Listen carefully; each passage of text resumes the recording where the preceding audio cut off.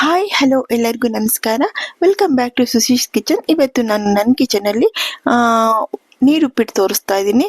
ನೋಡಿ ಇದನ್ನ ಯಾವ ಥರ ಮಾಡೋದು ಅಂತ ನೋಡ್ಕೊಳ್ಳೋಣ. ವಾಟರಿ ಆಗಿರುತ್ತೆ ಇದು ಉಪ್ಪಿಟ್ಟು, ನೀರಾಗಿ. ಈ ಥರನೂ ತುಂಬ ಜನ ಇಷ್ಟಪಡ್ತಾರೆ. ಇದನ್ನು ಒಂದ್ಸಾರಿ ನೀವು ಮಾಡಿ ನೋಡಿ, ನಿಮಗೂ ಇಷ್ಟ ಆಗುತ್ತೆ. ಯಾವಾಗಲಾದ್ರು ಒಂದು ಟೈಮು ಈ ಥರ ಮಾಡಿ ತಿಂದರೆ ಚೆನ್ನಾಗಿರುತ್ತೆ. ಅದು ಮಳೆ ಬರೋ ಕಾಲದಲ್ಲಿ ಮಾಡಿ ತಿಂದರೆ ಸಖತ್ತಾಗಿರುತ್ತೆ.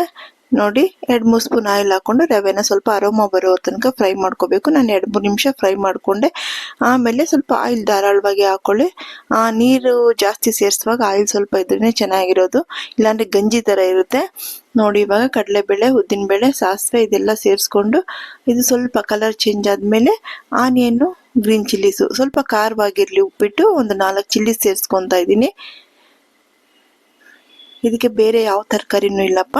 ಇದಕ್ಕೆ ಸ್ವಲ್ಪ ಕರಿಬೇವಿನ ಸೊಪ್ಪು, ಫ್ರೆಶ್ ಕರಿ ಲೀವ್ ಸೇರಿಸ್ಕೊಂಡು ಫ್ರೈ ಮಾಡಿಬಿಟ್ಟು ಇವಾಗ ಸ್ವಲ್ಪ ಶುಂಠಿ ಹಾಕಿದ್ರೆ ಟೇಸ್ಟ್ ಚೆನ್ನಾಗಿರುತ್ತೆ. ನೀರುಪ್ಪಿಟ್ಟಿಗೆ ಸ್ವಲ್ಪ ಶುಂಠಿನ ಗ್ರೇಟ್ ಮಾಡಿ ಸೇರಿಸ್ಕೊತಾ ಇದ್ದೀನಿ. ಸೇರಿಸ್ಕೊಂಡ್ಮೇಲೆ ಇದಕ್ಕೊಂದು ಚೆನ್ನಾಗಿ ಮಿಕ್ಸ್ ಕೊಟ್ಬಿಟ್ಟು ಒಂದು ಟೊಮೆಟೊ ಕಟ್ ಮಾಡಿ ಇಟ್ಕೊಂಡಿದ್ದೀನಿ. ಹುಳಿ ಟೊಮೆಟೊ ಹಾಕ್ಬಾರ್ದು, ಆ್ಯಪಲ್ ಟೊಮೆಟೊ ಬರ್ತಲ್ಲ ಅದನ್ನು ಮಿಕ್ಸ್ ಮಾಡಿಬಿಟ್ಟು ಒಂದು ಸ್ವಲ್ಪ ಸಾಲ್ಟ್ ಸೇರಿಸ್ಬಿಟ್ಟು 2 ನಿಮಿಷ ಹಾಗೆ ಬೇಯಕ್ಕೆ ಬಿಡೋಣ. ಆನಿಯನ್ ಎಲ್ಲ ತುಂಬ ಫ್ರೈ ಆಗಬಾರ್ದು. ಆನಿಯನ್ ಜಾಸ್ತಿ ಹಾಕಿದ್ರೆ ಚೆನ್ನಾಗಿರುತ್ತೆ. ನಾನು 2 ದೊಡ್ಡ ಆನಿಯನ್ ಕಟ್ ಮಾಡಿ ಇಟ್ಕೊಂಡಿದ್ದೀನಿ ಈ ಥರ ಉಪ್ಪಿಟ್ಟಿಗೆ. ನೋಡಿ ಇವಾಗ 3.5ರಿಂದ 4 ಕಪ್ ಆದಲ್ಲಿ ನೀರು ಸೇರಿಸ್ಕೊತಾ ಇದ್ದೀನಿ. ನಾವು 1:2 ಸೇರಿಸ್ತೀವಿ ಉದ್ರಾಗಿ ಮಾಡೋ ಉಪ್ಪಿಟ್ಟಿಗೆ. ಇದಕ್ಕೆ ಒಂದು 4 ಸೇರಿಸ್ತಾ ಇದ್ದೀನಿ. ಸೇರಿಸ್ಬಿಟ್ಟು ಕೊತ್ತಂಬರಿ ಸೊಪ್ಪನ್ನು ಸೇರಿಸ್ಬಿಟ್ಟು ಇವಾಗ ರವೆ ಹಾಕ್ತಾ ಇದ್ದೀನಿ. ಕುದಿ ಬಂದ ಮೇಲೆ ಇನ್ನೂ ಸ್ವಲ್ಪ ರವೆ ಮಿಕ್ಕೊಂಡು ಇಷ್ಟೇ ನೀರು ಸಾಕು ಅಂತ ನಾನು ಸ್ಟಾಪ್ ಮಾಡಿಬಿಟ್ಟೆ. ಯಾಕಂದರೆ ರವೆ ಒಂದೊಂದು ಹಳೇದಿರುತ್ತೆ, ಒಂದೊಂದು ಹೊಸದಿರುತ್ತೆ, ಅದು ನೋಡಿ ಸೇರಿಸ್ಕೊಳ್ಳಿ. ಈ ಥರ ಲಿಕ್ವಿಡ್ ಆಗಿದ್ದಾಗಲೇ ಸ್ಟಾಪ್ ಮಾಡಿಬಿಟ್ರೆ 1 or 2 ಮಿನಿಟ್ಸಲ್ಲಿ ನಿಮಗೆ ಉಪ್ಮಾ ರೆಡಿ ಆಗಿಬಿಡುತ್ತೆ.